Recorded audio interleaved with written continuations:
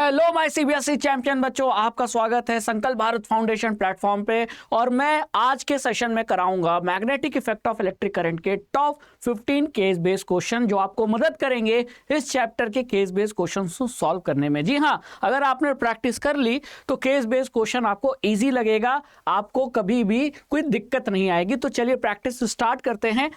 Case based question में आपको जो बोर्ड एग्जाम में पूछे जाएंगे, एक केस बेस पे 3 क्वेश्चन रहेंगे और किसी किसी क्वेश्चन में ऑप्शन भी रहेगा कि दोनों में से आप कोई एक ऑप्शन चूज करके सॉल्व कर सकते हैं, है ना। तो अगर हमको 15 केस बेस्ड क्वेश्चन सॉल्व करने हैं, यानी कि 5 केस बेस्ड हमको क्वेश्चन है और उस पर बेस्ड 3 क्वेश्चन मिलेंगे, तो 5 × 3 यानी 50। ठीक है, तो 5 केस बेस्ड के हमको पैराग्राफ पढ़ने हैं और उस पर बेस्ड 15 क्वेश्चन करने हैं। ठीक है, तो चलिए स्टार्ट करते हैं बिना किसी देरी के। बच्चों, सेशन को एंड तक जरूर देखना और ऐसे बेहतरीन क्वेश्चन मैं आपके लिए लेकर आता रहूंगा हमेशा हमेशा के लिए, ताकि आप बोर्ड एग्जाम में बनो टॉपर। तो पहला केस बेस्ड क्वेश्चन आ चुका है आपके सामने, magnetic effect of electric current chapter का। तो इससे पढ़िए और फिर क्वेश्चन करते हैं। तो देखो बच्चों, सबसे पहले आपको क्या करना है, 2 मिनट का समय निकालना है। मैं हर बार कहता हूं कि जब भी आप केस बेस के क्वेश्चन सॉल्व करो, 2-3 मिनट लेकर पहले उस पैराग्राफ को पढ़ो, जो इंफॉर्मेशन दी है उसको समझो, फिर क्वेश्चन को अटेम्प्ट करो, है ना। सीधे क्वेश्चन पे नहीं जाना है, ठीक है। हाँ, ऐसे क्वेश्चन होंगे जो आप बिना पैराग्राफ पढ़े भी सॉल्व कर सकते हो, ठीक है, लेकिन ऐसे क्वेश्चन बहुत कम होंगे। पैराग्राफ एक बार पढ़ लेना कि आखिर किस बारे में पैराग्राफ है, ठीक है। तो यहां मैं केस बेस्ड पहला पढ़ता हूं, आप भी मेरे साथ पढ़ो, फिर क्वेश्चन का आंसर देना। The direction of magnetic field around a current carrying straight wire is given by right hand thumb rule। जैसा कि आप यहां देख पा रहे हो, किसी करंट कैरिंग स्ट्रेट वायर के आसपास जो मैग्नेटिक फील्ड है उसका डायरेक्शन हम किस रूल से बताते हैं, राइट हैंड थंब रूल से बताते हैं। ये बात क्लियर है? हाँ, वही चीज यहां लिखी हुई है, ठीक है। चलो फिर यहां राइट हैंड थंब रूल को डायग्राम से समझाया है, ठीक है। डायग्राम को ध्यान से देख लो, ये कॉपर वायर है, कॉपर वायर में करंट का डायरेक्शन क्या है, डाउनवर्ड्स। और यहां राइट हैंड थंब रूल लगाओगे तो ये जो आपको सर्कल दिख रहा है, ये मैग्नेटिक फील्ड का डायरेक्शन दिखा रहा है और उसमें जो एरो है वो इस तरीके से है ना, क्लियर।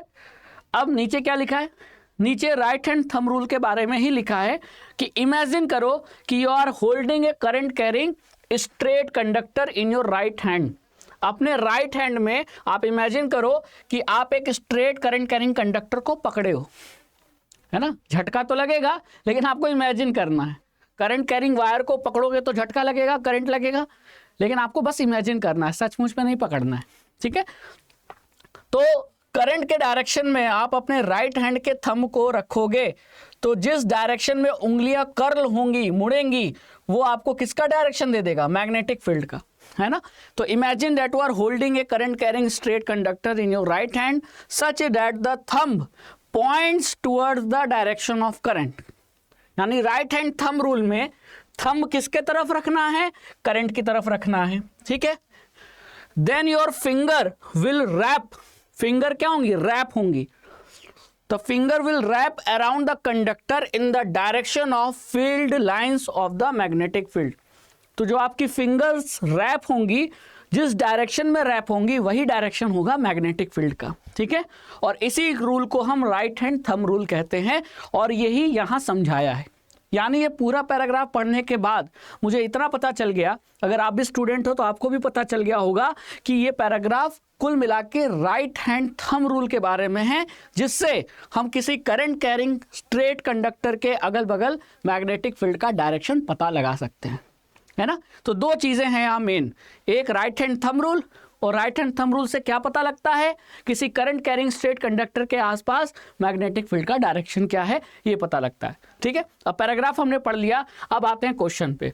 तो पहला क्वेश्चन आ चुका है, a current through a horizontal power line flows in east to west direction, what is the direction of magnetic field at a point directly below it and at a point directly above it। अब ये question पढ़ने के बाद कई बच्चे समझ नहीं पाते कि करंट किधर जा रहा है, ईस्ट टू वेस्ट, तो ईस्ट किधर लें, वेस्ट किधर लें। अरे देखो बेटा, बहुत सिंपल सी चीज़ है, हमारे घरों में करंट आता है तो बिजली के खंभे लगे होते हैं ना सड़कों पे, है ना। तो मान लीजिए बिजली के दो खंबे हैं, मान ले सर, हाँ मान लो, एक बिजली का खंबा ये है, एक बिजली का खंबा ये है ना। क्लियर, समझ में आ गया। अब यहां से एक तार जा रहा है इस खंबे से लेकर इस खंबे तक, ये खंबा बिजली का ईस्ट में है और ये वेस्ट में है, ठीक है।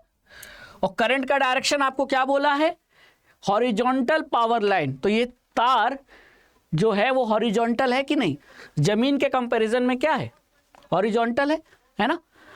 और जो करंट फ्लो हो रहा है वो किधर से किधर फ्लो हो रहा है, ईस्ट टू वेस्ट। अरे वाह, यानी कि जो करंट का डायरेक्शन होगा वो ईस्ट से वेस्ट होगा। तो एरो लगा दीजिए। तो देखो मैंने क्वेश्चन पढ़ के मैं क्या बना रहा हूं, डायग्राम। तो जब भी कुछ समझ में ना आए ना, तो जो क्वेश्चन में कहा है उसका एक डायग्राम बना लो, तो डायग्राम से चीजें क्लियर होने लगेंगी, ठीक है। तो मैंने डायग्राम बना लिया कि एक मेरा वायर है जिसमें करंट फ्लो हो रहा है किधर से किधर, ईस्ट से वेस्ट। अब बिजली खंभों को मैं हटा देता हूं, बिजली के खंभों को मैं हटा देता हूं। ये तो बस एग्जाम्पल था, एक समझाने के लिए मैंने यूज किया था, ठीक है।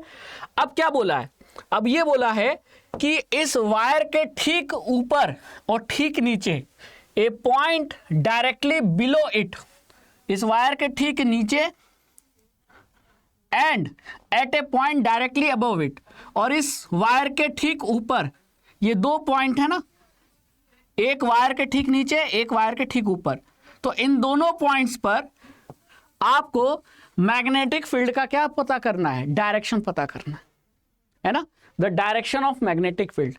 तो अब आप ये बताओ, ये वायर कैसा है, स्ट्रेट करंट कैरिंग कंडक्टर है। तो स्ट्रेट करंट कैरिंग कंडक्टर के आसपास अगल बगल मैग्नेटिक फील्ड का डायरेक्शन हम किस रूल से बताते हैं, अभी आपने पैराग्राफ में पढ़ा, राइट हैंड थंब रूल से बताते हैं। तो राइट हैंड थंब रूल क्या कहता है, करंट के डायरेक्शन में क्या करो, अपने राइट हैंड का थंब रखो। तो मैंने करंट के डायरेक्शन में, करंट किधर है, ईस्ट से वेस्ट, तो मैंने करंट के डायरेक्शन में क्या रख दिया, राइट हैंड का थंब। अब मेरी उंगलियां रैप हो रही हैं, मुड़ रही हैं, तो इस पॉइंट पर जो कि अबव है वो कहां जा रही हैं, अंदर की तरफ। तो यहां अगर मैं देखूं इस पॉइंट पर, तो मैग्नेटिक फील्ड का जो डायरेक्शन है वो क्या होगा, इनवर्ड होगा। इनवर्ड मतलब यहां अंदर की तरफ जाता हुआ, है ना, अंदर की तरफ जाता हुआ, ठीक है। जैसे ऐसे समझो, जैसे ये वायर है, ठीक है, करंट किधर से जा रहा है, ईस्ट से वेस्ट, तो ईस्ट से वेस्ट करंट जा रहा है। तो करंट के डायरेक्शन में मैंने अपना क्या किया, राइट हैंड का थंब रख दिया, है ना। तो इस ये पॉइंट ऊपर, यहां मेरी उंगलियां किधर जा रही हैं, ऐसे जा रही हैं, ठीक है, यहां ऐसे, यहां ऐसे, ऐसे, ये देखो घूम रही हैं, तो मेरी उंगलियां ऐसे घूमेंगी, ठीक है। तो इस वायर के ठीक ऊपर, वायर के ठीक ऊपर जो मैग्नेटिक फील्ड है वो अंदर की तरफ है, फिर घूम कर जब ये नीचे आएगा तो यहां मैग्नेटिक फील्ड क्या होगा, बाहर की तरफ होगा, यानी ऐसे आपकी तरफ। तो इस पॉइंट पर देखा जाए तो ये होगा आपका क्या, आउटवर्ड, है ना, क्या होगा, आउटवर्ड होगा। और अगर हम इसको थोड़ा और बनाएं और इमेजिन करें, तो यहां अगल बगल जो भी मैग्नेटिक फील्ड होगा वो कंसेंट्रिक सर्कल के फॉर्म में होगा कि नहीं, जी हाँ, ये कॉन्सेंट्रिक सर्कल के फॉर्म में होगा, जिसका डायरेक्शन कुछ ऐसा होगा, है ना।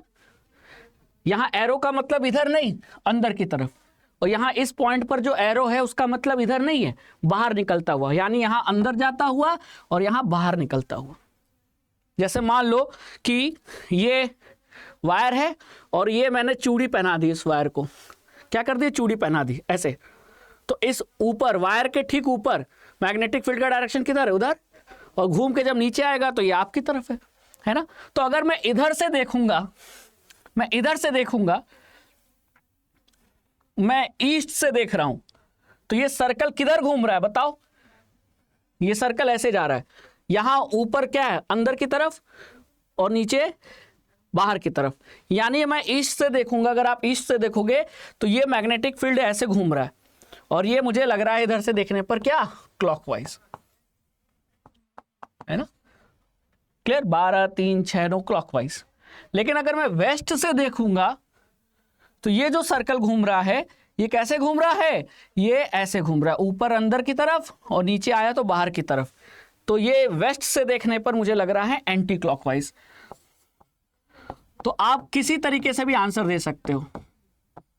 आप या तो ये कह दो कि जो पॉइंट वायर के ठीक अबव है वहां मैग्नेटिक फील्ड का डायरेक्शन इनवर्ड होगा, और वो पॉइंट जो वायर के ठीक नीचे है वहां मैग्नेटिक फील्ड का डायरेक्शन आउटवर्ड होगा।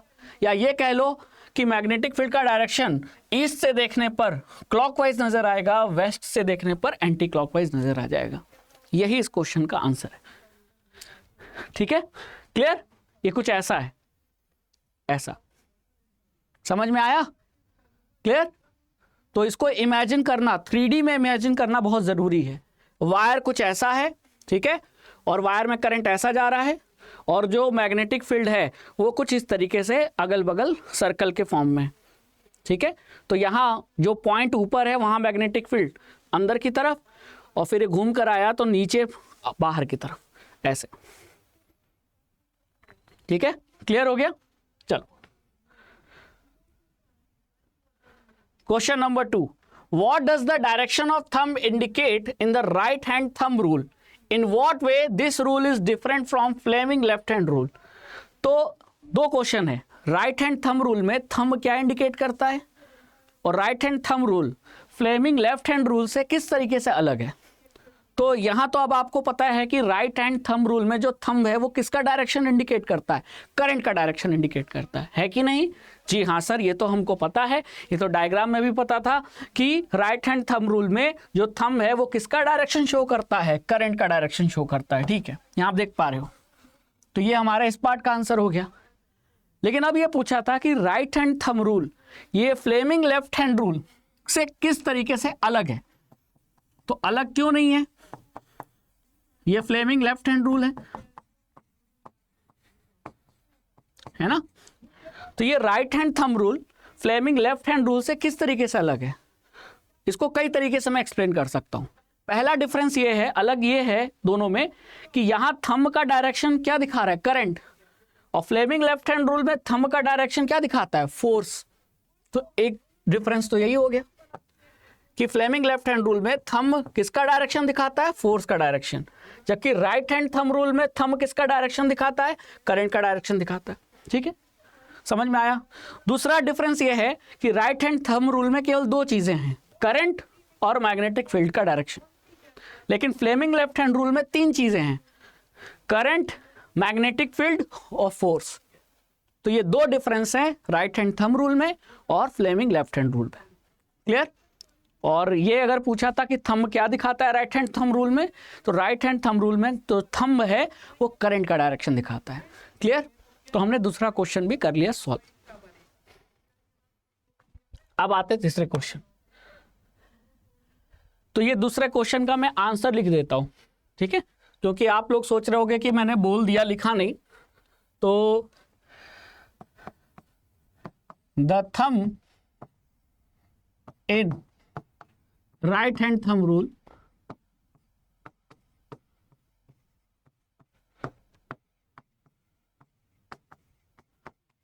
shows the direction of current, shows the direction of current, है ना? ठीक है। और इसमें यह भी पूछा था कि राइट हैंड थंब रूल और फ्लेमिंग लेफ्ट हैंड रूल में क्या डिफरेंस है? तो डिफरेंस ये है कि राइट हैंड थंब रूल में, अगर यहां मैं लिख दूं राइट हैंड थंब रूल,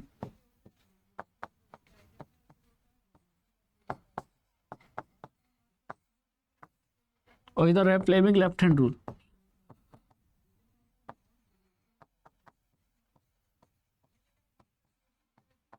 ठीक है। तो यहां राइट हैंड थंब रूल में थंब किसका डायरेक्शन दिखाता है? Thumb shows the direction of current. Fleming left hand rule में थंब किसका डायरेक्शन दिखाता है? थंब डायरेक्शन दिखाता है फोर्स का। ठीक है, यहां दो क्वांटिटीज हैं, क्या क्या? करंट और मैग्नेटिक फील्ड। बी मतलब मैग्नेटिक फील्ड, आई मतलब करंट। और यहां दो तीन चीजें हैं, करंट भी है, मैग्नेटिक फील्ड भी है और फोर्स भी है। ठीक है, ये डिफरेंस हो गया। चलो, फिर क्या लिखा है?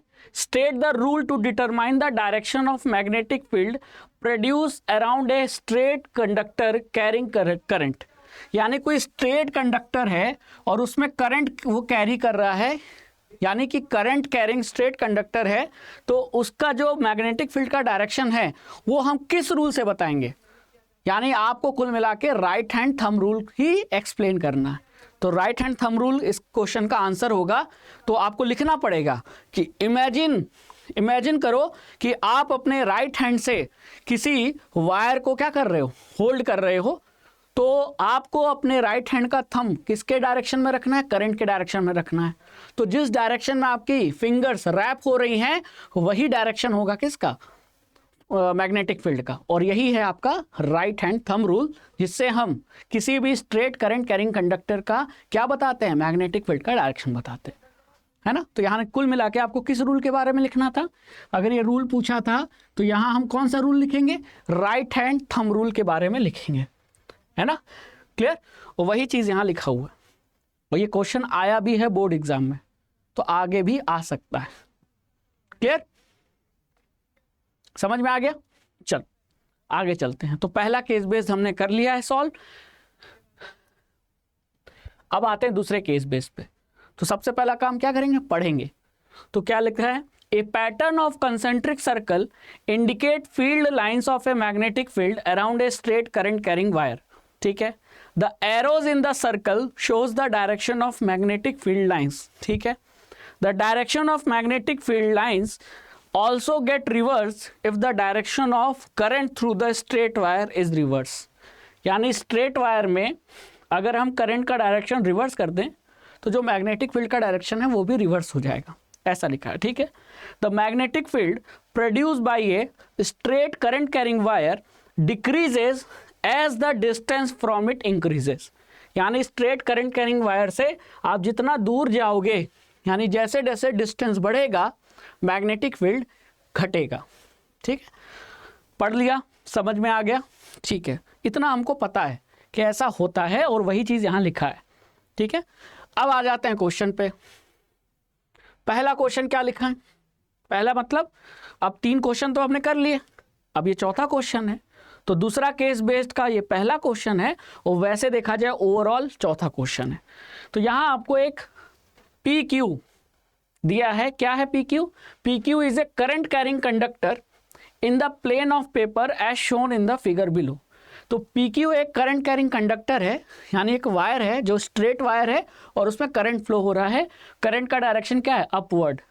तो क्या पूछा है? Find the direction of magnetic field produce by it at point R and at point S.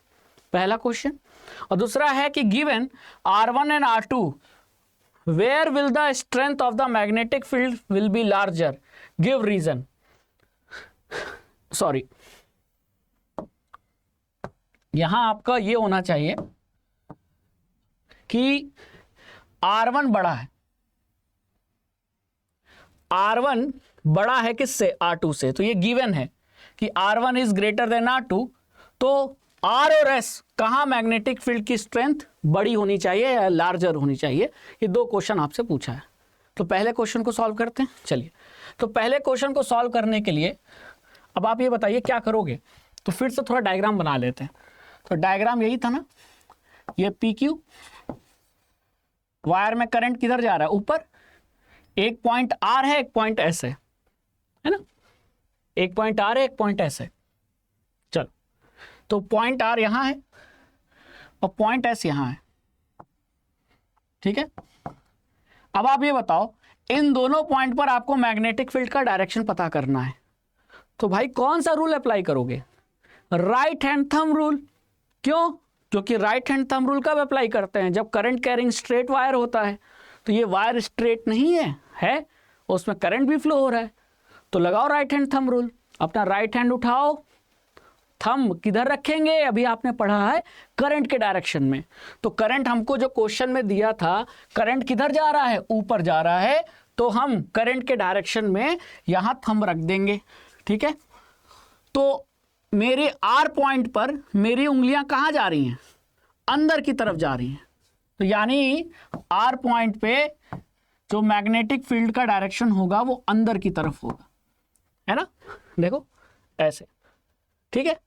अब घूम कर जब ये उंगली ये देखो उंगली घूम कर आएगी तो यहां देखो, यहां इस पॉइंट पर एस इधर है ना, लेफ्ट साइड है, तो घूम कर जब ये आएगी उंगली तो ये यहां इस पॉइंट पर देखो किधर है, बाहर निकल रही है, ठीक है, तो यहां अंदर की तरफ, लेकिन जब इस तरफ घूम के उंगली आएगी तो यहां ये बाहर की तरफ होगा।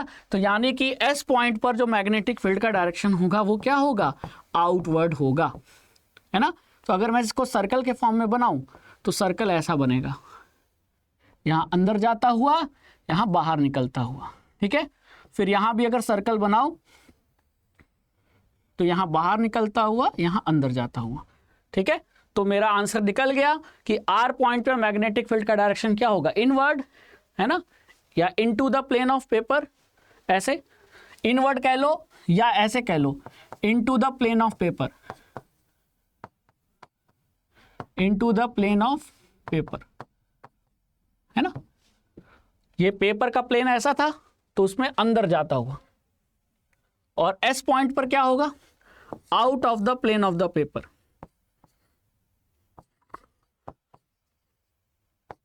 Out of the plane of paper, plane of paper से बाहर निकलता हुआ, ठीक है, ऐसे बाहर निकलता हुआ। यानी अगर ये वायर ऐसा है तो आर पॉइंट इधर है राइट साइड, तो यहां ये अंदर की तरफ ये एरो ऐसे होगा, और जब घूम के आएगा तो ये एरो आपका आपकी तरफ होगा, आउटवर्ड, ठीक है। तो ये पहले पार्ट का आंसर है। अब दूसरे पार्ट का आंसर क्या होगा, क्वेश्चन में ये पूछा था, गिवन क्या है, गिवन ये है कि R1, ठीक है, ये डिस्टेंस हो गई R1 और ये डिस्टेंस हो गई R2, ठीक है, और गिवन ये है कि आपका R1 is greater than R2, यही है ना क्वेश्चन में, ध्यान से देखो, क्वेश्चन में दिया है given R1 is greater than R2, देखो R1 ज्यादा है R2 कम है, तो किस पॉइंट पर where will be the strength of magnetic field will be larger, कहां मैग्नेटिक फील्ड स्ट्रांग होगा, लार्जर होगा।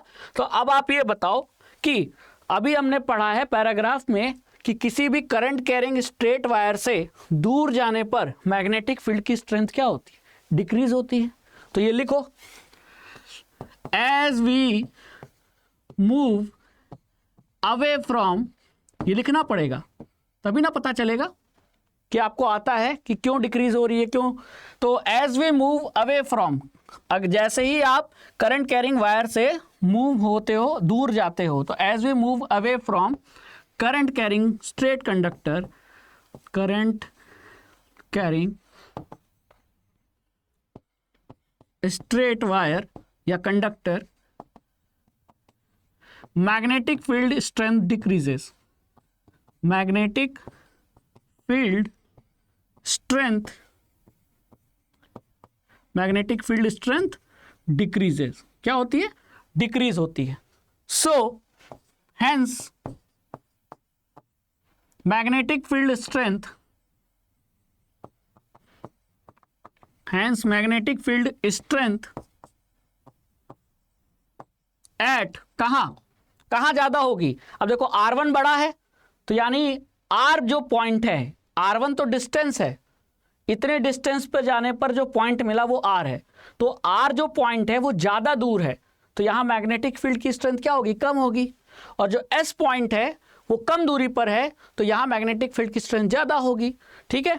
तो हमने क्या लिखा, as we move away from current carrying wire the magnetic field strength decreases, तो R पे डिक्रीज हो जाएगी, S पे उतनी डिक्रीज नहीं होगी, यानी S नजदीक है तो यहां मैग्नेटिक फील्ड स्ट्रेंथ ज्यादा होगी। तो hence magnetic field strength eight S will be larger than R, S पे लार्जर होगी, R पे कम होगी, यानी वायर के जितना करीब रहोगे मैग्नेटिक फील्ड उतना स्ट्रांग होगा, वायर से जितना दूर जाओगे मैग्नेटिक फील्ड की स्ट्रेंथ उतनी ही कम हो जाएगी।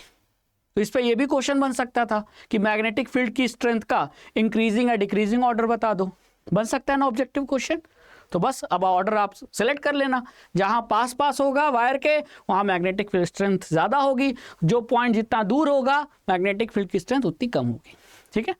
चलो next, A magnetic compass shows a deflection when placed near a current carrying straight wire.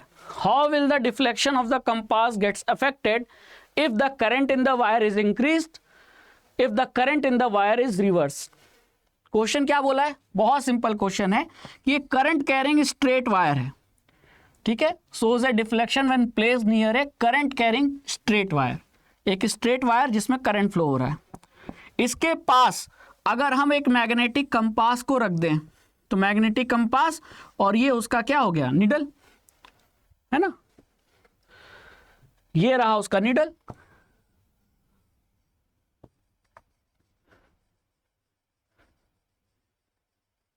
मैं निडल को ग्रीन कलर से कर देता हूं ताकि समझ में आए, ठीक है. तो मैंने क्या किया, करंट कैरिंग स्ट्रेट वायर के पास एक मैग्नेटिक कंपास को रख दिया. अब क्वेश्चन में पूछा है कि मैग्नेटिक कंपास की जो निडल है उसके डिफ्लेक्शन में क्या असर पड़ेगा अगर if the current in the wire is increased. अगर वायर में हम करंट बढ़ा दें तो आप ही बताओ करंट के बढ़ने से क्या होगा. देखो वायर में जब करंट फ्लो हो रहा था तो वायर के अगल बगल क्या पैदा हुआ, मैग्नेटिक फील्ड. तो अगर ज्यादा करंट फ्लो कराओगे तो वायर के अगल बगल मैग्नेटिक फील्ड भी बढ़ जाएगा, ठीक है. और वो मैग्नेटिक फील्ड जो इस वायर के अगल बगल है, वो बढ़ा हुआ मैग्नेटिक फील्ड इस मैग्नेटिक कंपास के नीडल पे ज्यादा फोर्स लगाएगा. पहले कम फोर्स लगा रहा था क्योंकि मैग्नेटिक फील्ड की स्ट्रेंथ कम थी, लेकिन अब हमने करंट बढ़ा दिया तो मैग्नेटिक फील्ड की स्ट्रेंथ, ताकत बढ़ गई, तो वो अब नीडल को ज्यादा घुमाएगा. तो ज्यादा घुमाएगा तो पहले के कंपैरिजन में जो डिफ्लेक्शन है वो बढ़ जाएगा. यानी पहले अगर नीडल 30 डिग्री घूम रही थी तो अब 60 डिग्री, 50 डिग्री यानी ज्यादा घूमेगी. तो पहले पार्ट का आंसर क्या है कि the deflection in magnetic compass needle, magnetic compass needle will increase on increasing current. I मतलब करंट. वायर में करंट की वैल्यू को बढ़ाने पर जो मैग्नेटिक कंपास का जो डिफ्लेक्शन है वो भी बढ़ जाएगा, ठीक है. पहले कम डिफ्लेक्ट हो रहा था, कम घूम रहा था, अब ज्यादा घूमेगा, ठीक है. सेकंड पार्ट बी क्या लिखा है, if the current in the wire is reverse. अगर मैं करंट के डायरेक्शन को रिवर्स कर दूं, अपोजिट कर दूं, मतलब कि अभी करंट ऊपर जा रहा था, अब वायर में करंट नीचे जा रहा है, तो अगर मैं करंट का डायरेक्शन चेंज कर दूं तो क्या होगा, डिफ्लेक्शन के कंपास की निडल पे, डिफ्लेक्शन पे क्या असर पड़ेगा. तो देखो बेटा, करंट का डायरेक्शन बदलने पर मैग्नेटिक फील्ड का डायरेक्शन बदल जाएगा, और मैग्नेटिक फील्ड का डायरेक्शन बदल गया तो जो कंपास पे फोर्स लग रहा था जिसके कारण कंपास डिफ्लेक्ट कर रहा था, उस फोर्स का डायरेक्शन भी बदल जाएगा. तो कंपास अगर राइट डिफ्लेक्ट हो रहा था तो अब लेफ्ट डिफ्लेक्ट होगा, लेफ्ट डिफ्लेक्ट हो रहा था तो अब राइट डिफ्लेक्ट होगा, यानी डिफ्लेक्शन का भी डायरेक्शन क्या हो जाएगा, बदल जाएगा. तो करंट बदला, करंट का डायरेक्शन बदला तो मैग्नेटिक फील्ड का डायरेक्शन बदला, और मैग्नेटिक फील्ड का डायरेक्शन बदला तो जो डिफ्लेक्शन हो रहा था कंपास के निडल में उसका भी डायरेक्शन बदल गया. तो यहां अगर लिखा है कि अगर हम करंट के डायरेक्शन को रिवर्स कर दें तो क्या होगा, the deflection, the direction of deflection, deflection का जो डायरेक्शन है, the direction of deflection will also get reverse, will also get reverse, ठीक है, ये भी रिवर्स हो जाएगा, है कि नहीं. तो करंट को बढ़ाओगे तो डिफ्लेक्शन बढ़ जाएगा, करंट घटाओगे तो डिफ्लेक्शन भी घट जाएगा, करंट का डायरेक्शन रिवर्स करोगे तो डिफ्लेक्शन का डायरेक्शन भी रिवर्स हो जाएगा, अपोजिट हो जाएगा, ठीक है. जैसे मान लो कि करंट अपवर्ड जा रहा था तो ये कंपास की नीडल राइट घूम रही थी, राइट डिफ्लेक्ट हो रही थी. अब वायर में करंट डाउनवर्ड जा रहा है तो कंपास की नीडल अब लेफ्ट डिफ्लेक्ट होगी, तो डिफ्लेक्शन का डायरेक्शन भी क्या हो गया, बदल गया. ये रहा इस क्वेश्चन का आंसर, है ना. और ये क्वेश्चन आएगा, आया हुआ क्वेश्चन है, बहुत इंपॉर्टेंट क्वेश्चन करा रहा हूं. हो सकता है सब्जेक्टिव आ जाए, केस बेस्ड में नहीं तो सब्जेक्टिव में आ जाए, है ना. चलो अगला, अब देखो अगला क्या बोला है, the following diagram shows two parallel straight conductor carrying the same amount of current but in opposite direction. ठीक है, दो स्ट्रेट करंट कैरिंग कंडक्टर है, दोनों सेम अमाउंट का करंट फ्लो कर रहा है दोनों में, लेकिन दोनों करंट का डायरेक्शन अपोजिट है। What is the magnitude of magnetic field in terms of B at a point K which is equidistant from both conductor. ये जो पॉइंट के है ना, ये दोनों कंडक्टर से क्या है, बराबर दूरी पर है। अगर ये डिस्टेंस आर है तो ये भी डिस्टेंस आर है। ठीक है, तो इन दोनों वायर यानी करंट कैरिंग कंडक्टर के वजह से इस के पॉइंट पर जो मैग्नेटिक फील्ड होगा वो कितना होगा, वो आपको बी के टर्म्स में बताना है, इन टर्म्स ऑफ बी बताना है। बी मतलब मैग्नेटिक फील्ड। ठीक है, तो एक वायर की वजह से मैग्नेटिक फील्ड का अगर बी मान ले तो दूसरे वायर की वजह से भी बी होगा। अब वो दोनों बी सेम डायरेक्शन में होगा कि अपोजिट होगा, ये अब आपको डिसाइड करना है। ठीक है, तो बहुत आसान है, लगाए रूल। क्या करोगे, कौन सा रूल लगाओगे, सिंपल सी चीज है, राइट हैंड थंब रूल लगाओगे। तो यहां मैं लिख देता हूं apply right hand thumb rule. कितने बार लगाओगे, कितने बार, 2 बार, क्योंकि 2 वायर है ना। Apply right hand thumb rule 2 times, 2 बार लगाना होगा, है ना। एक बार इस वायर के लिए, तब आपको इस वायर के वजह से के पॉइंट पर क्या मिल जाएगा, मैग्नेटिक फील्ड का मैग्नीट्यूड। फिर इस वायर के वजह से के पॉइंट पर मैग्नेटिक फील्ड पता चल जाएगा, फिर आप उसको कैलकुलेट कर लेना। ठीक है, चलो तो अब देखते हैं, लगाते हैं, अप्लाई करते हैं। ये दोनों वायर, यहाँ करंट ऊपर जा रहा है, यहाँ करंट नीचे जा रहा है, और ये पॉइंट था हमारा कौन सा, के। ठीक है, कुछ ऐसा ही था ना, देख लो क्वेश्चन के साथ मैच कर लो। हाँ, उधर ऊपर जा रहा है, इधर नीचे जा रहा है। ठीक है, अब मैं पहले वायर के वजह से के पॉइंट पर मैग्नेटिक फील्ड पता लगाता हूं। तो करंट के डायरेक्शन में अपने राइट हैंड का क्या रखूंगा, थंब। तो करंट के डायरेक्शन, करंट ऊपर जा रहा है तो मैंने करंट के डायरेक्शन में अपने राइट हैंड का थंब रखा, तो मेरी उंगलियां रैप हो रही हैं। तो के पॉइंट पर मेरी उंगली किधर जा रही है, ये देखो मेरी उंगली ऐसे घूमते घूमते अंदर की तरफ जा रही है। तो वायर 1 के वजह से के पॉइंट पर जो मैग्नेटिक फील्ड है वो कितना है, बी मान लेते हैं। बी किधर की तरफ, अंदर की तरफ, बी इनवर्ट्स, है ना। अब इस वायर की वजह से, सेकंड वायर की वजह से निकालते हैं, वायर 2। तो करंट अब नीचे जा रहा है। ठीक है, तो करंट के डायरेक्शन में अपने राइट हैंड का थंब रखो, तो मेरी उंगलियां किधर जा रही हैं, के पॉइंट पर देखो, यहां भी अंदर जा रही हैं। तो इस वायर की वजह से भी जो के पॉइंट पर मैग्नेटिक फील्ड है वो बी है, वो भी इनवर्ड है, अंदर की तरफ है। ये वाला भी अंदर और ये वाला भी अंदर, है ना, देखो। ठीक है, अंदर। तो बी इनवर्ड। तो अगर इन दोनों को डायरेक्शन देखें तो दोनों सेम डायरेक्शन में है ना। तो दो मैग्नेटिक फील्ड और दोनों सेम डायरेक्शन पे है, तो जो नेट मैग्नेटिक फील्ड होगा दोनों का मिला के, नेट मैग्नेटिक फील्ड वो कितना हो जाएगा, net magnetic field at point के इज इक्वल टू 2b, और वो डायरेक्शन क्या होगा, इनवर्ट, है ना। लेकिन अगर दोनों वायर में करंट सेम डायरेक्शन में जा रहा होता तो इस वायर की वजह से इनवर्ड, इस वायर की वजह से क्या होता, आउटवर्ड हो जाता। तो बी इनवर्ड बी आउटवर्ड, तो दोनों बी एक दूसरे को कैंसिल कर देते, क्योंकि तब आपका दोनों डायरेक्शन अपोजिट होता है ना। तो ये दोनों एक दूसरे को कैंसिल कर देते तब जब दोनों वायर में करंट सेम डायरेक्शन में होता। लेकिन यहां दूसरे वायर में जो करंट का डायरेक्शन वो डाउनवर्ड है, तो इसके वजह से भी मैग्नेटिक फील्ड यहां अंदर होगा, और पहले वायर की वजह से भी मैग्नेटिक फील्ड यहां अंदर होगा। तो दोनों मैग्नेटिक फील्ड ऐड हो जाएगा, तो बी और बी 2b हो जाएगा। समझ में आया, डबल हो जाएगा। 2b का मतलब डबल, इसके वजह से और इसके वजह से, और दोनों का करंट सेम है तो दोनों का मैग्नेटिक फील्ड की स्ट्रेंथ भी तो सेम होगी। ध्यान रखना भाई, बी और बी क्यों लिखा मैंने, क्योंकि जब करंट की वैल्यू दोनों वायर में सेम है तो दोनों वायर के वजह से पैदा होने वाली मैग्नेटिक फील्ड की स्ट्रेंथ भी तो सेम होगी। तो पहले वायर की वजह से बी है तो दूसरे वायर की वजह से भी बी होगी, और दोनों का डायरेक्शन सेम है तो बी और बी ऐड हो जाएगा तो डबल हो जाएगा, यानी 2b, और वो भी किसके तरफ, अंदर की तरफ, के पॉइंट पर इनवर्ट। ठीक है, क्लियर। चलो अब आ जाते हैं तीसरे केस बेस्ड पे। ठीक है, तीसरा केस बेस्ड अगर हम पढ़े तो तीसरा केस बेस्ड वही 2 मिनट लेकर पढ़ना है, पढ़ो। अगर आप इसको पढ़ोगे, मैंने तो पढ़ रखा है, अगर आप इसको पढ़ोगे तो कुल मिला के कहाँ चर्चा की गई है, किस टॉपिक पे चर्चा की गई है, वो है domestic electric circuit. Domestic electric circuit का डायग्राम आपको magnetic effect of electric current chapter में मिलेगा। Live wire, earth wire, neutral wire, है ना।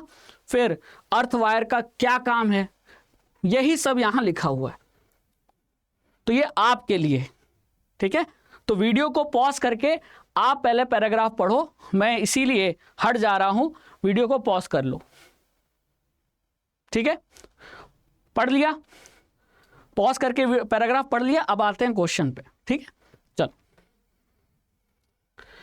क्या लिखा है, एक इलेक्ट्रिक ओवन है जिसका पावर कितना है 2 किलोवाट।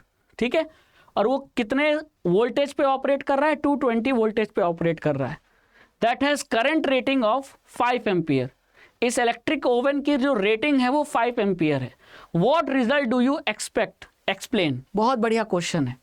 पहली बात इसका मतलब समझो कि अगर कोई इलेक्ट्रिक ओवन का रेटिंग 5 एम्पियर है तो इसका मतलब क्या है।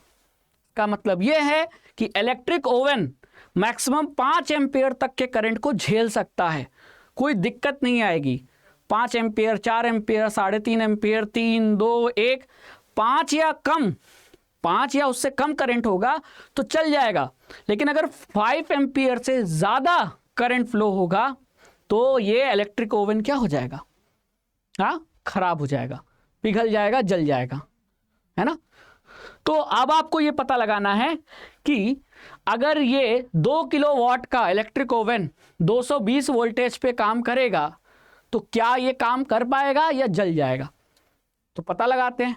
ठीक है, अब यहां हमें कौन सा फॉर्मूला लगाना है, P = VI। सर ये तो इलेक्ट्रिसिटी चैप्टर में पढ़ते हैं। हाँ, इलेक्ट्रिसिटी चैप्टर में पढ़ते हैं, लेकिन ये जो क्वेश्चन है ये magnetic effect of electric current का क्वेश्चन है।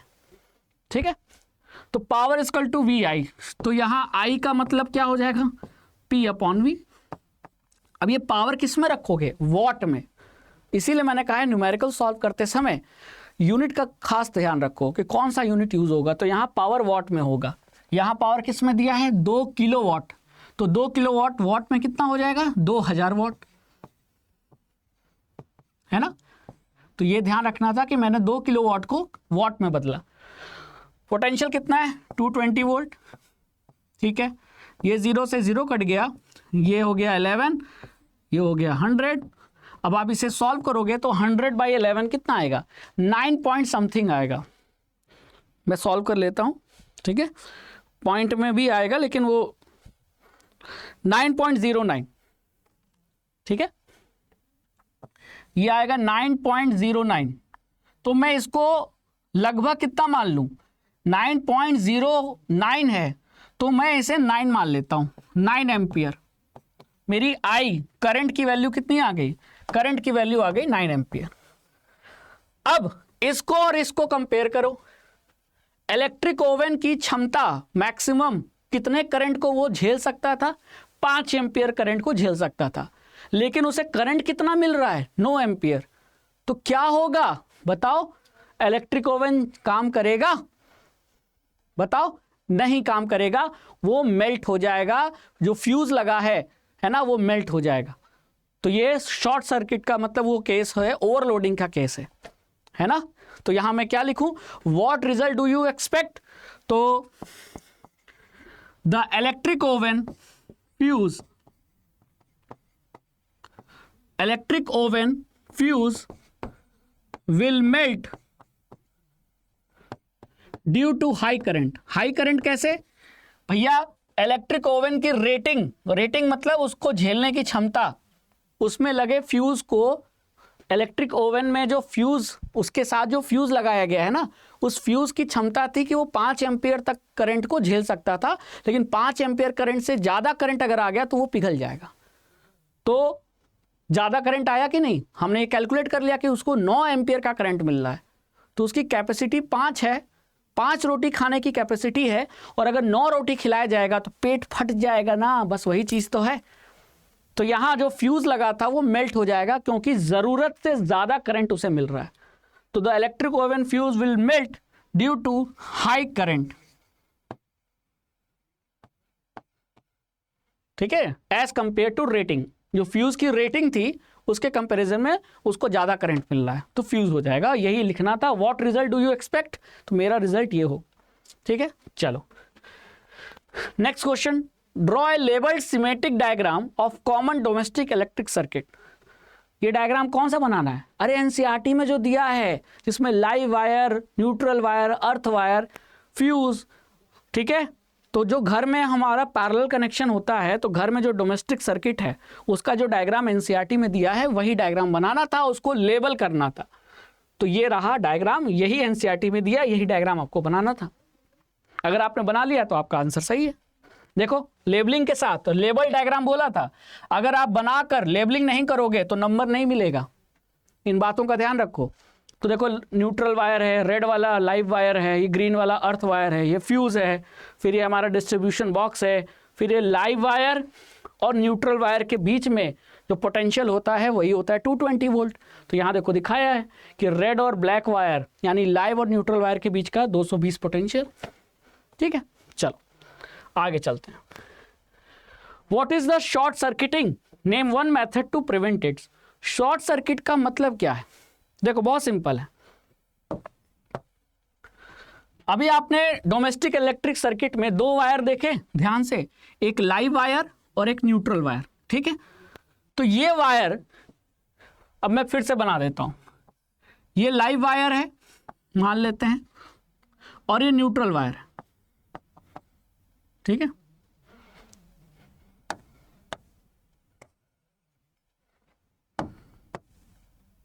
ये लाइव वायर और ये न्यूट्रल वायर, ठीक है। अब मैंने क्या किया कि इन दोनों वायर के बीच में क्या लगा दिया, एक बल्ब लगा दिया। क्या लगा दिया? बल्ब। तो इन दोनों वायर के बीच का पोटेंशियल डिफरेंस कितना है? 220 वोल्ट, ठीक है, यही है ना।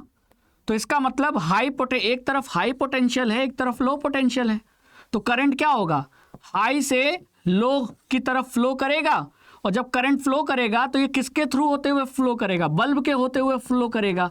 तो बल्ब क्या करेगा? ग्लो करेगा, क्योंकि उसमें से करंट फ्लो हो रहा है। लेकिन मान लो ये बल्ब मैं यहां से हटा दूं, ये बल्ब यहां मैं हटा दूं और इन दोनों वायर को डायरेक्ट जोड़ दूं, यानी लाइव वायर और न्यूट्रल वायर डायरेक्ट कांटेक्ट में आ जाए। तो जब ये डायरेक्ट कांटेक्ट में आते हैं तो करंट, सर्किट में जो करंट है उसकी वैल्यू बहुत बढ़ जाती है। और ज्यादा करंट के बढ़ने से according to Joule's law of heating, Joule's law of heating के फॉर्मूले से देखो, ज्यादा करंट मतलब ज्यादा हीट, और उस ज्यादा हीट की वजह से आपके इलेक्ट्रिकल अप्लायंसेस, सर्किट के वायर जल जाते हैं, और इसी को कहते हैं शॉर्ट सर्किट। तो शॉर्ट सर्किट का मतलब है कि जब लाइव वायर और न्यूट्रल वायर डायरेक्ट कांटेक्ट में आते हैं, है ना, तो हाई करंट के फ्लो होने से जो वायर है या जो सर्किट है वो जल जाता है, और इसी को हम शॉर्ट सर्किट कहते हैं, ठीक है। और ऐसा ना हो तो उसके लिए क्या करते हैं? हाई करंट फ्लो हो रहा है ना, शॉर्ट सर्किट में हाई करंट फ्लो हो रहा है, तो हाई करंट ना फ्लो हो इसके लिए हम क्या लगा देते हैं? फ्यूज लगा देते हैं। तो वो मेथड क्या हो गया? Fuse. Name one method to prevent it, तो वो मेथड क्या है? फ्यूज लगाना। बात समझ में आई? तो लाइव वायर और न्यूट्रल वायर डायरेक्ट कांटेक्ट में नहीं आना चाहिए। जैसे आप और आपके दोस्त दोनों डायरेक्ट हाथ मत मिलाओ, बीच में किसी के पेरेंट आ जाए। जैसे मैं पेरेंट, मान लो मैंने एक दोस्त का हाथ पकड़ा और दूसरे दोस्त का हाथ पकड़ा, तो दोनों दोस्त का हाथ डायरेक्ट नहीं मिला है, मेरे होते हुए मिला है। लेकिन अगर मैं हट जाऊं और दोनों दोस्त अपना हाथ मिला लें तो ये डायरेक्ट कांटेक्ट हो गया, ठीक है। और इसके वजह से हाई करंट बढ़ जाता है और इसी को शॉर्ट सर्किट कहते हैं। और इससे बचने का तरीका है फ्यूज लगाने को, क्योंकि हाई करंट फ्लो होगा तो फ्यूज जिसका मेल्टिंग पॉइंट कम होता है वो पिघल जाएगा, सर्किट टूट जाएगी, ब्रेक हो जाएगी, और वो हाई करंट घर के अंदर एंटर नहीं कर पाएगा, ठीक है। तो ये आपका प्रिवेंशन का मेथड है, ठीक है। चले अगले केस बेस पे। तो अगला केस बेस, आइए केस बेस 4 पढ़ते हैं। क्या लिखा है? The pattern of magnetic field lines around a current carrying solenoid is shown in the diagram. तो यहाँ डायग्राम में जो मैग्नेटिक फील्ड लाइंस का पैटर्न है सोलेनॉइड का वो यहाँ दिखाया गया है, ठीक है। One end of the solenoid behaves as a magnetic north pole and other end behaves as a south pole. Solenoid का एक एंड नॉर्थ पोल की तरह बिहेव करता है जहां से ये मैग्नेटिक फील्ड लाइन निकलती हैं, और दूसरा एंड साउथ पोल की तरफ बिहेव करता है जहां से मैग्नेटिक फील्ड लाइंस क्या होती हैं, टर्मिनेट होती हैं, ठीक है। A strong magnetic field produce inside solenoid. Solenoid के अंदर एक बहुत ही स्ट्रॉन्ग मैग्नेटिक फील्ड प्रोड्यूस होता है और इसकी मदद से हम किसी सॉफ्ट आयरन के मटेरियल को मैग्नेटाइज कर सकते हैं by placing the soft iron material inside the solenoid. और ऐसे सॉफ्ट आयरन के मटेरियल को हम इलेक्ट्रोमैग्नेट कहते हैं, ऐसा लिखा है यहाँ इस पैराग्राफ में। आप चाहो तो पढ़ लो, मैंने तो पढ़ लिया, मुझे तो पता ही था कि पैराग्राफ में क्या है ना। क्लियर? वीडियो पॉज करके पहले पैराग्राफ पढ़ लो। पढ़ लिया? अब आते हैं क्वेश्चन पे। क्वेश्चन में क्या लिखा है? क्वेश्चन में पहला है कि how does the solenoid behave like a bar magnet. तो जो भी क्वेश्चन, जो पैराग्राफ था वो सोलेनॉइड के बारे में था। अब क्वेश्चन में पूछा है कि सोलेनॉइड बार मैग्नेट की तरह बिहेव करता है। जैसे बार मैग्नेट के नॉर्थ और साउथ पोल होते हैं, सोलेनॉइड का भी आपने देखा नॉर्थ और साउथ पोल होता है। तो इसको एक्सप्लेन कीजिए कि कैसे बिहेव करता है। दोनों को कंपेयर हम करें तो क्यों सिमिलर हैं दोनों। तो सिमिलर अब कैसे एक्सप्लेन करोगे? तो आपको सबसे पहले सोलेनॉइड और बार मैग्नेट दोनों के मैग्नेटिक फील्ड लाइंस को ड्रॉ करना होगा। अगर ये क्वेश्चन आपके बोर्ड एग्जाम में आ गया तो आपको यही पूछा है ना कि भैया सोलेनॉइड और बार मैग्नेट सिमिलर हैं, एक जैसे हैं लगभग। तो ये कैसे एक जैसे हैं दिखाना पड़ेगा ना आपको। कैसे दिखाओगे? डायग्राम बनाकर दिखाओगे, है ना। तो आपको सबसे पहले सोलेनॉइड और बार मैग्नेट के मैग्नेटिक फील्ड लाइंस का पैटर्न बनाना पड़ेगा। और जब बना लोगे तो आपको ये लिखना पड़ेगा कि on comparing both solenoid and bar magnet, दोनों को अगर हम कंपेयर करें, दोनों का क्या कंपेयर कर रहे हैं? दोनों के मैग्नेटिक फील्ड लाइन का पैटर्न कैसा है वो कंपेयर करें तो दोनों का पैटर्न एक जैसा है। तो यहां से हम कह सकते हैं कि जो सोलेनॉइड है is like a bar magnet, या solenoid is similar to bar magnet, या solenoid behaves like a bar magnet, कुछ भी कहो, ठीक है। तो ये लिख दिया हमने कि on comparing the pattern of, क्या कंपेयर कर रहे हैं ये देखना जरूरी है। पैटर्न किसका? मैग्नेटिक फील्ड लाइंस का। किसके मैग्नेटिक फील्ड लाइंस? सोलेनॉइड और बार मैग्नेट के मैग्नेटिक फील्ड लाइंस का पैटर्न कंपेयर करने पर देखो है कि नहीं सिमिलर। यहां से निकल रही है, यहां भी निकल रही है ऐसे, ये घूम कर वापस आई, ये घूम कर वापस आई, फिर यहां टर्मिनेट हो रही है, हाँ हो रही है टर्मिनेट, यहां से भी निकल कर आकर एंड हो गई, यहां भी निकल कर आकर एंड हो गई। तो सिमिलर ही तो है पैटर्न। तो यहां से हम कह सकते हैं कि जो हमारा सोलेनॉइड है वो एक तरीके का बार मैग्नेट है, या सोलेनॉइड बार मैग्नेट की तरह बिहेव करता है, ठीक है। तो ये लिखना पड़ेगा, डायग्राम भी बनाना पड़ेगा, लिखना भी पड़ेगा, तब पूरे नंबर मिलेंगे। Next, why magnetic field is uniform at points inside the solenoid. Solenoid के अंदर सभी पॉइंट्स पर मैग्नेटिक फील्ड यूनिफॉर्म क्यों है? मैग्नेटिक फील्ड की स्ट्रेंथ एक जैसी क्यों है?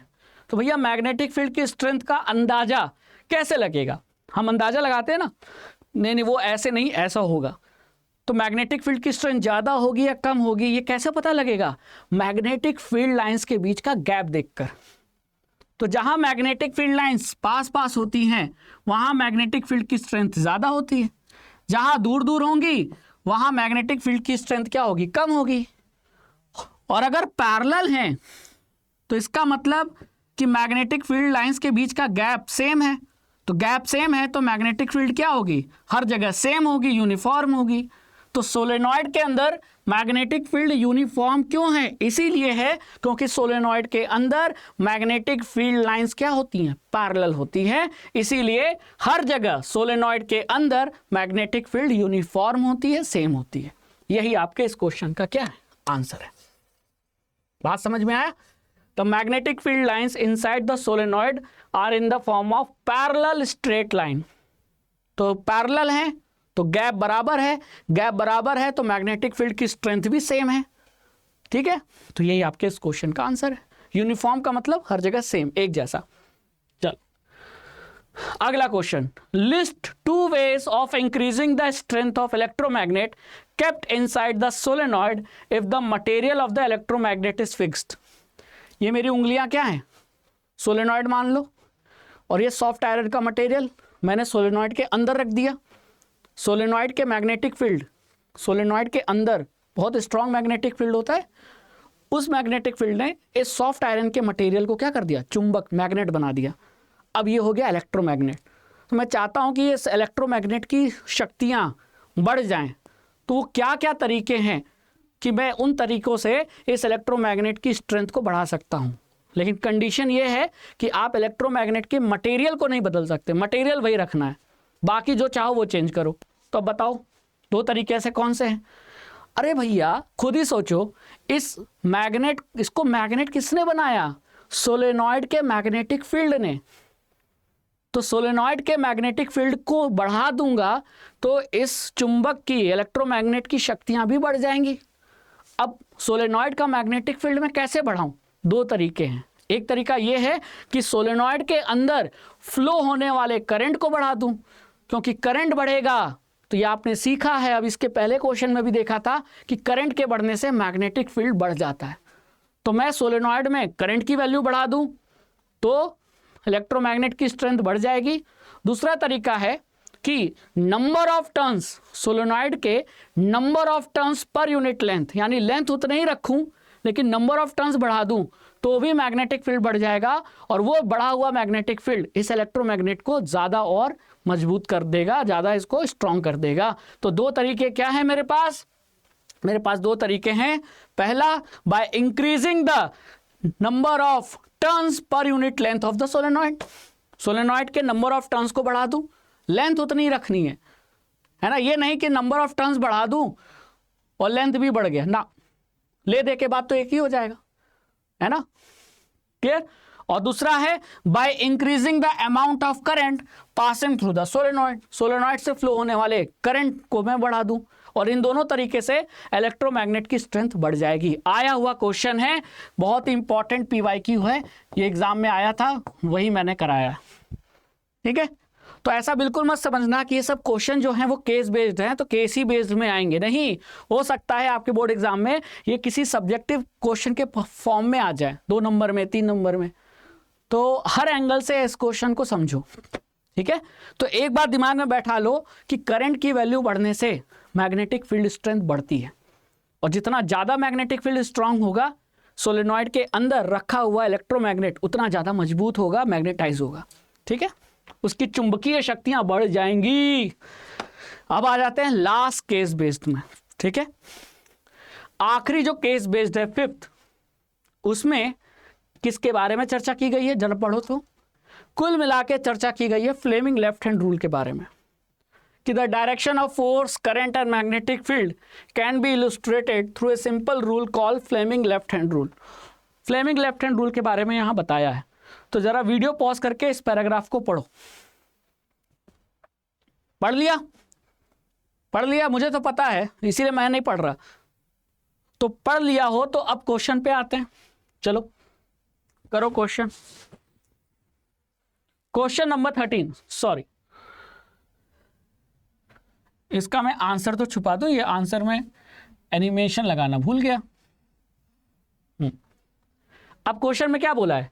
एक इलेक्ट्रॉन है जो मैग्नेटिक फील्ड के राइट एंगल पे एंटर कर रहा है, जैसा कि डायग्राम में दिखाया है 12.14, ठीक है।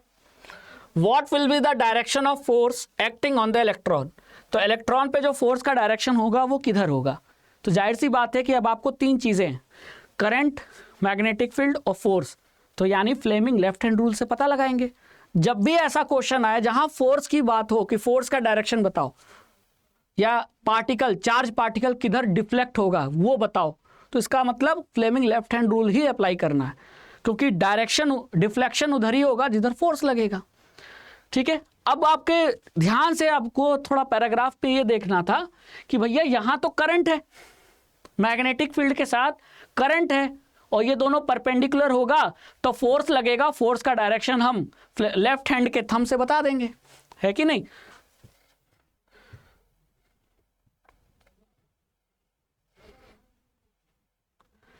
है कि नहीं? तो अब हमको यहां डायग्राम में इलेक्ट्रॉन दिया है, करंट तो दिया ही नहीं है, तो हम फोर्स का डायरेक्शन कैसे निकालेंगे? अरे भैया, जो इलेक्ट्रॉन का डायरेक्शन होगा उसका अपोजिट डायरेक्शन किसका होगा? करंट का। तो अगर इलेक्ट्रॉन नीचे जा रहा है तो करंट किधर जा रहा होगा? ऊपर। तो यानी करंट ऊपर जा रहा है, बहुत बढ़िया। मैग्नेटिक फील्ड किधर जा रहा है? ऐसे।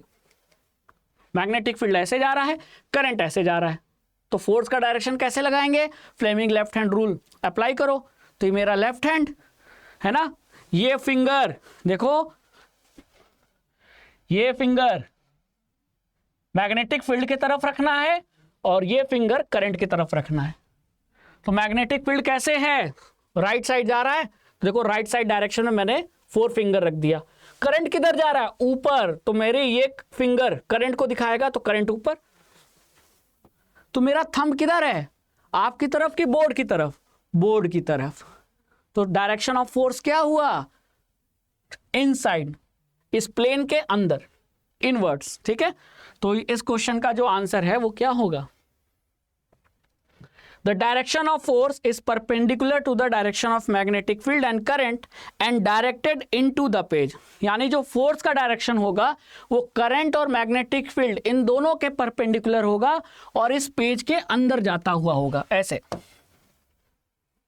ठीक है, तो यानी अगर इलेक्ट्रॉन को आप इस मैग्नेटिक फील्ड में ऐसे भेजोगे तो वो ऐसे अंदर की तरफ घुस जाएगा, क्योंकि फोर्स इधर अंदर की तरफ लग रहा है ना।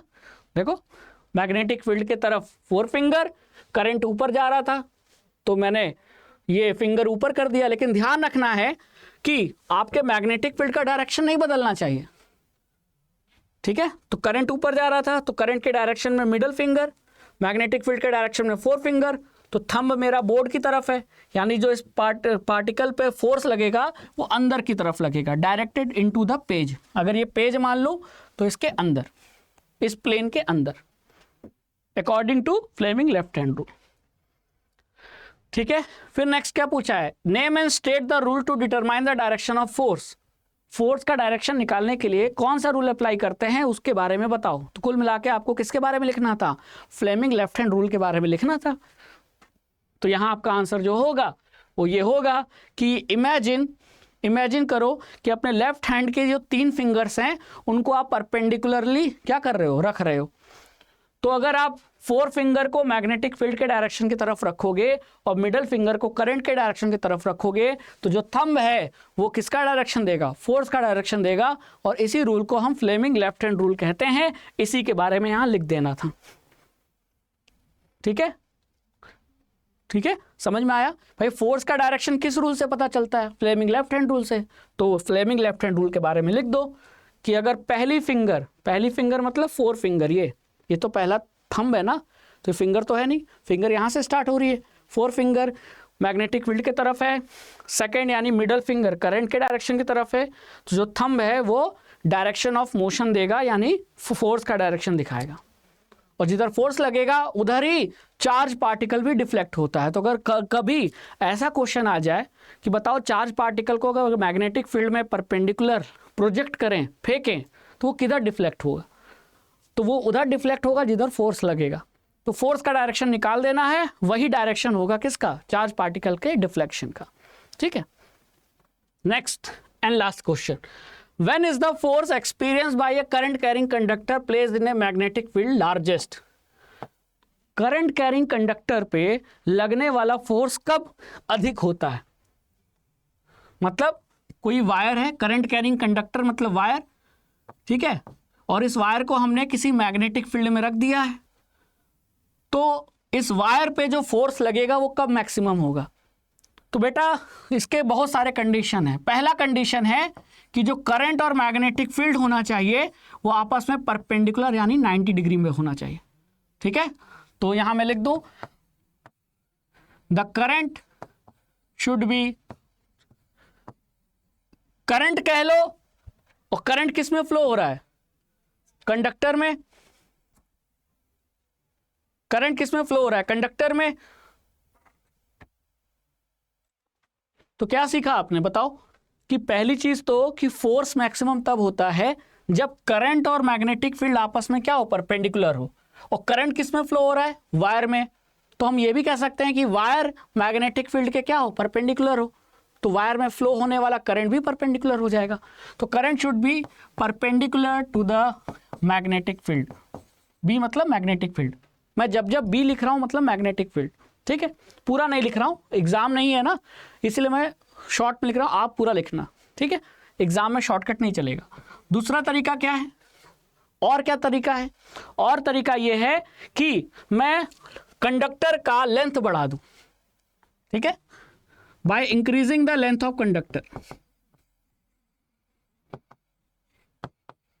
By increasing the length of conductor.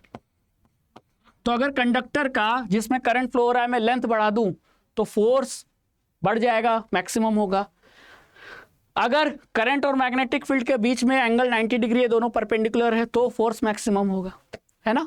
तो इस तरीके से इस क्वेश्चन का आप आंसर दोनों लिख सकते हो, ठीक है। तो अब हमारा ये पूरा इस मैग्नेटिक इफेक्ट के हमने top 15 case based question practice कर लिए। ये केस बेस्ड भी समझ सकते हो और इनके हर एक क्वेश्चन को आप सब्जेक्टिव क्वेश्चन भी मानकर सॉल्व कर सकते हो। एग्जाम में बहुत हेल्प मिलेगी, बहुत अच्छे क्वेश्चन मैंने कराए हैं। और अगर आप ये वीडियो देख रहे हो तो वीडियो को अगर जब भी रिवाइज करना तो पहले वीडियो को पॉज करके खुद आंसर देना, फिर मेरे आंसर से मैच करना, ठीक है। चले, तो thank you so much session से जुड़ने के लिए। जय हिंद, जय भारत। बने रहिए संकल्प भारत फाउंडेशन प्लेटफॉर्म पे और राघवेंद्र सर का लेक्चर देखते रहिए फिजिक्स का, ताकि डाउट आपके क्लियर हो जाए और आप टॉपर बने। Thank you so much.